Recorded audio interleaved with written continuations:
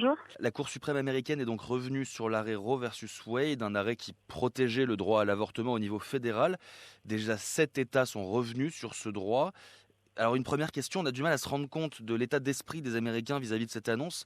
Que pense réellement la société américaine du droit à l'avortement à l'heure où on se parle? Alors, d'après les sondages, la majorité des Américains et des Américaines sont favorables au droit à l'avortement. Bon, une petite majorité, environ 60%.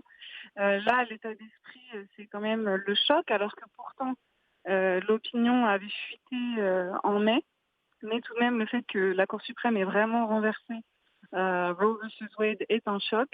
Et encore une fois, la plupart des Américains et des Américaines sont plutôt favorables à l'avortement. Et c'est pour ça qu'il y a des manifestations en masse dans le pays. Et en fait, ces manifestations et cette société plutôt majoritairement favorable à l'avortement posent une question, c'est-à-dire que la Cour suprême a rendu aux politiques le pouvoir de prendre une décision sur le sujet de l'avortement. Et comment est-ce qu'on peut expliquer alors qu'aucune loi protégeant l'avortement n'ait jamais été votée au niveau fédéral depuis toutes ces années? Oui, c'est exactement ça. Et là, on voit les limites en fait du système américain avec cette séparation des pouvoirs. Et là, en fait, c'est vraiment la clé, c'est vraiment de comprendre la Cour suprême.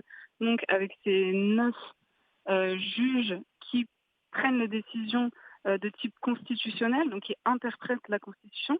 Et effectivement, il pourrait y avoir une loi votée au Congrès protégeant le droit à l'avortement, mais encore une fois, tout de suite, il y aurait un procès mettant en cause cette loi qui reviendrait à la Cour suprême, qui confirmerait sa décision.